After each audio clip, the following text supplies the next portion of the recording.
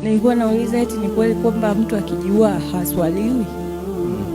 Hukumu ya mtu akijiua, je, anaswaliwa au haswaliwi? Kujiua ni katika madhambi makubwa kwa sababu ni kuitoa nafsi. Mwenyezi Mungu amekataza mwanadamu kuua, wala taqtulu nafsa allati harrama Allahu illa bilhaq, wala msiue nafsi ambayo Mwenyezi Mungu ameharamisha isipokuwa kwa haki. Sasa hiyo ya kwako ni nafsi ambayo Mwenyezi Mungu ameharamisha kuiua, kama ambavyo unakatazwa kumuua mtu mwingine. Kujiua wewe ni kuiua nafsi. Wewe ni moja katika madhambi makubwa, minal kabair, yani baada ya shirki inakuja dhambi ya kuua. Wewe ni dhambi kubwa sana.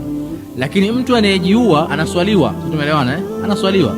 Labda imamu wa msikiti anaweza kukataa kumswalia, na hili litokea katika zama za Mtume sallallahu alaihi wasallam, kwa Mtume alikataa kumswalia mtu aliyejiua kwa sababu aonyeshe kwamba kile kitendo si cha kawaida, sababu Mtume kumswalia mtu ni rehema kwa yule mtu, kwa hiyo kuonyesha kwamba alichokifanya sio kitu cha kawaida. Lakini Waislamu walimswalia. Kwa hiyo mtu akijiua, Waislamu wanamswalia. Labda kama kiongozi akisema mimi sitaki kuswalia kwa sababu hili jambo baya sana, sitaki iwe mfano na nini, anaweza asimswalie, lakini Waislamu wengine watamswalia, watateua miongoni mwao imamu au ndugu wa marehemu, atasimama kumswalia. Lakini kujiua ni katika madhambi makubwa, na watu wanatakiwa muombee huyo bwana istighfari nyingi kwa Allah subhanahu wa ta'ala.